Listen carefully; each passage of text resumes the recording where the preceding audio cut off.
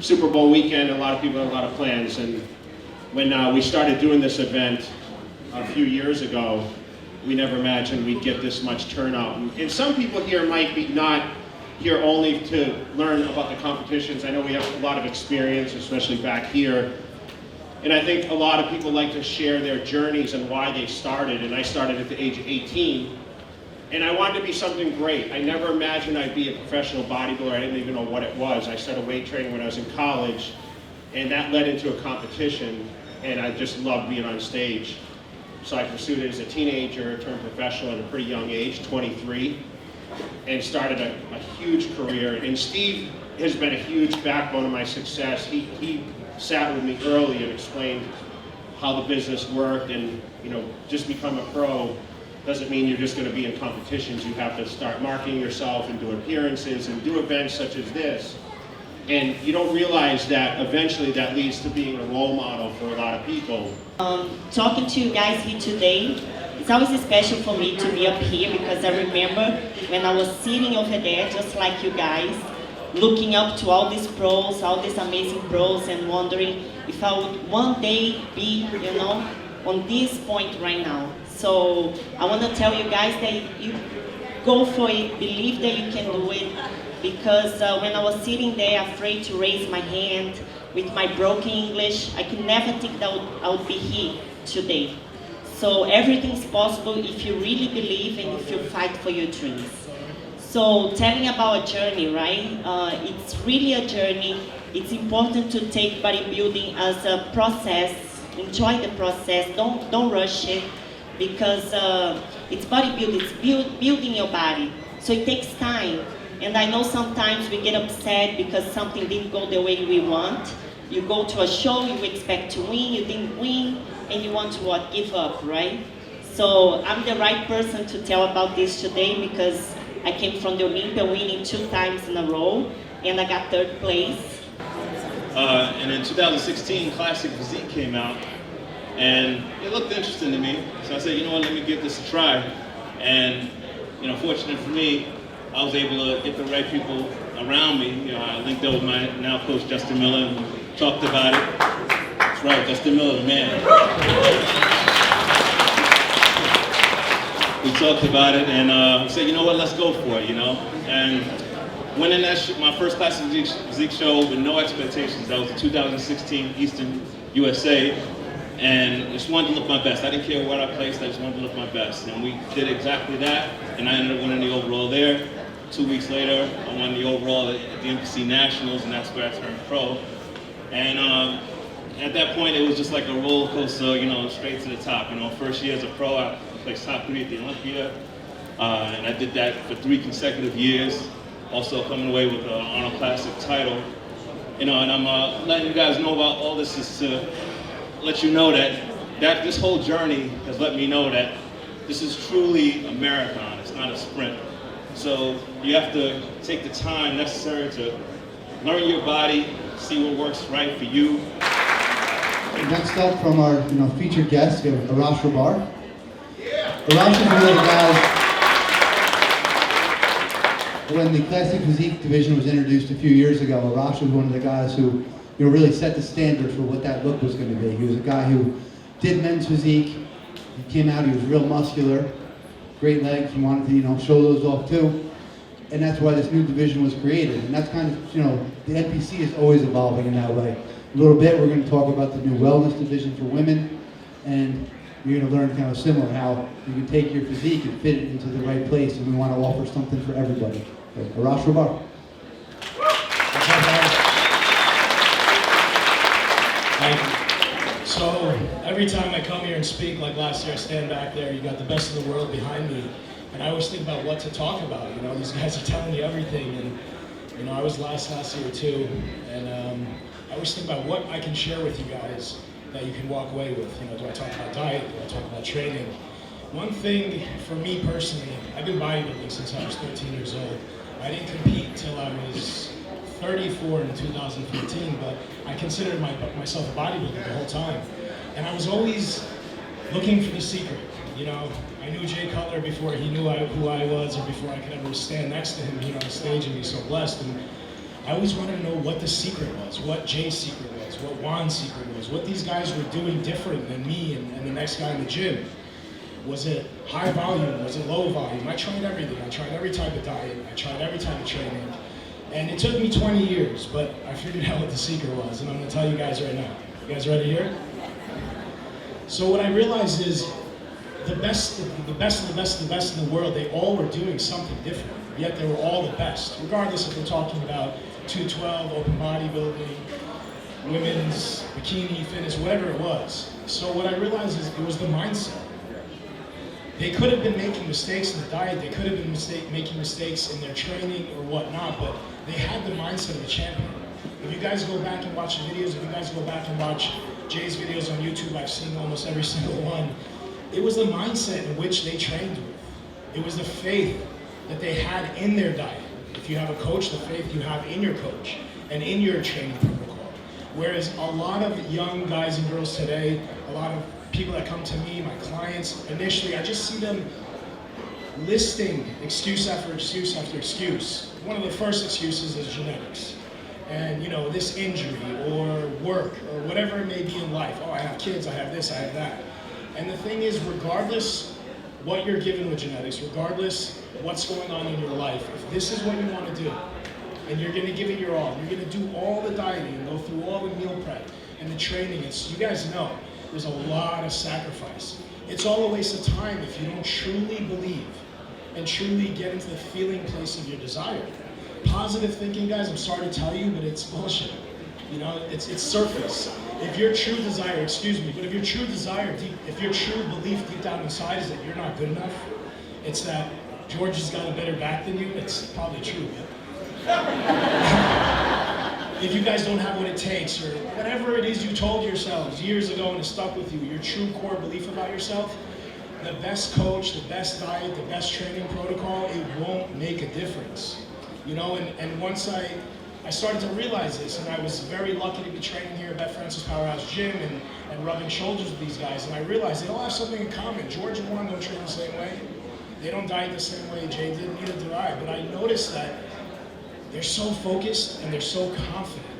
And when you talk to these guys, when you see these guys in prep, they don't doubt themselves. There's no room. There's no time to doubt yourself. Whatever you're doing, give it 100%. If I give you the best diet from Mr. Olympia, but you don't know it came from him, and you think it came from Joe Schmo, and you don't have faith in it, it's not gonna work for you. If I give you Joe Schmo's diet, it's nothing special, but I tell you it was Jay Cutler's diet, and you have faith in it, it's gonna work for you. So a lot of people ask me, do I have what it takes? Can I be good? Can I win a show? Can I make it to the Olympia stage? And no one's gonna answer that for you, except for you. I'm not gonna BS you. If you don't have great genetics, you're not gonna be able to be Mr. and Mrs. Olympia. But everyone can be the best version of themselves. Just because you can't be the best in the world, doesn't mean you should give up. Doesn't mean you should quit. If you have a burning desire within you, if you have a passion for this sport, I know you all do because you all made it out here, right? And I commend you all for that, taking this opportunity, being here. If you guys have that in you, give it 100% and don't doubt yourselves. Because if you're doing everything you should be doing and going through the motions and showing up at the gym and eating the meals, if you're doubting yourself while you're doing that and your core belief is that you can't be great, guess what? You won't be great. So I don't want to talk your ears off. I hope that you guys can take something from what I said and truly apply it, because it's something that if I knew 20 years ago, I'd be 10 years ahead. Thank you, guys.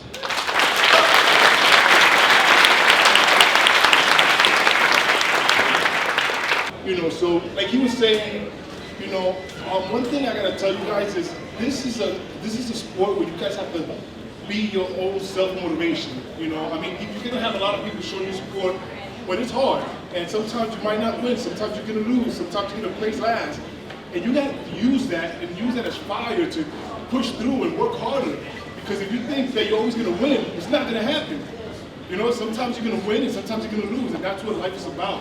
And this is about, obviously it's a lot of hard work. You have to work hard, because some people, they think that, well, what I see a lot on the gym floor is on their phone constantly. Maybe in between sets, it's okay. maybe if you're not getting too into it, if you want to change the song or something, but don't get too focused on that. Work hard on that gym floor. Train.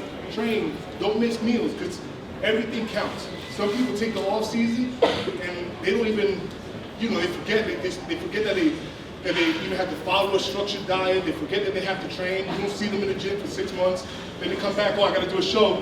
Now I'm going to train. Well, guess what? You're going to look the same that you did last year. You think you're going to be better, and then you're wondering why some people are getting better and they're beating you. Why? Because 365 days out the year, they're working hard. Passion, man. I love this sport. It's not a question for me. This is what I do. This is what I have to do. If I stop competing tomorrow, not much is going to change in my daily routine. I'm still going to train. I'm still going to eat my meals. If you're doing this, you got to understand your why of what you do in your life, regardless if it's bodybuilding, your career, whatever, is more important than anything else. If you're doing this for the wrong reasons, for a sponsor or Instagram fame, there was no Instagram when I started or when Jay was at his height, so if you're not doing this for the right reason, which is pure passion, you'll fail and you won't be your best.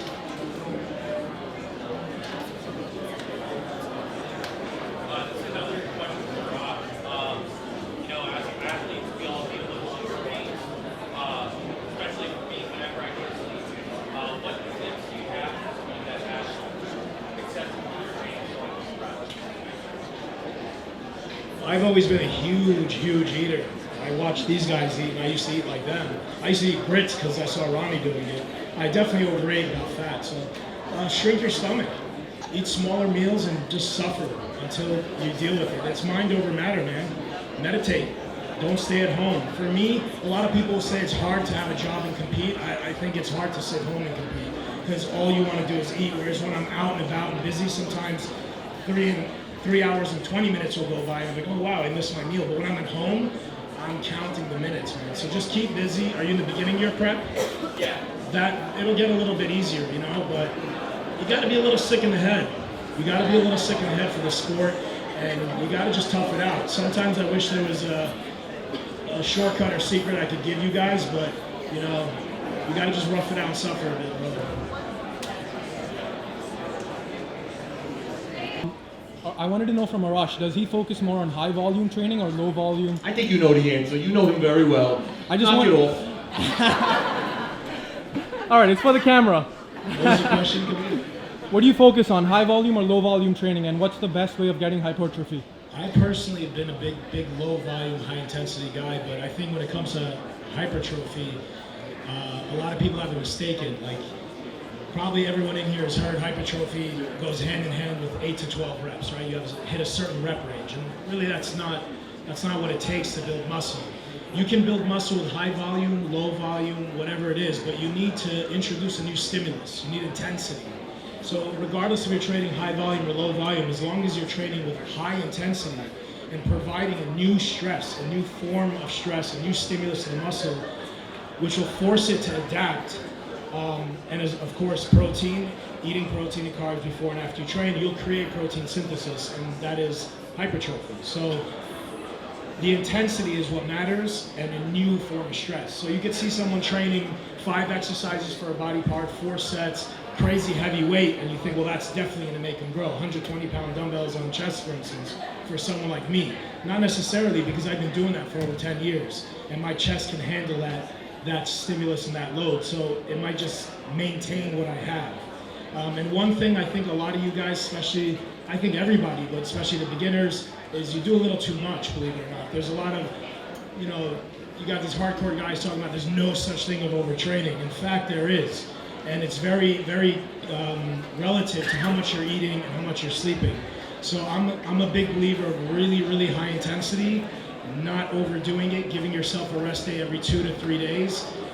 But not a lot of people have the mental and physical capacity to train at that intensity. Obviously, weight cap being classic. Is there a part of you that feels like your physique is being hindered, having to force yourself to come down every season, every competition season? That'd be a great excuse for me to use, but no, I mean, I can't walk away from this or from the classic division until I'm my best. And like I wanted to kind of shimmy into the question George got asked. George nailed it. George did phenomenal. He wasn't hindered. He mastered that weight. You know, there is more for him, but he was the most well-rounded, in my opinion, bodybuilder on that stage that day. But it's classic physique, and there's a certain look and different criteria of judging. For me personally, I haven't been my best, man. You know, I keep falling short, and I can, give you reasons. And one of the main reasons is I'm a little bit heavy, so I have to make weight, which everybody does. And usually we're making weight the day before, and it's really rough on my body. So I've been learning, and kind of like a lot of people, Jay and Ronnie did really bad, and they worked their way up. I kind of went the other way around. I did really well. And it's just as hard, man, when you're at the top, and then I went from second in the world. Now this year I placed 8th. That's tough, and there's some failures that I've had that would make a lot of people hide under their beds and not want to get out, but I can't look at everyone else. I can't look at the genetic freaks I'm competing against. I just know that I can be better. I wasn't my best. So I'll keep going till I'm my best.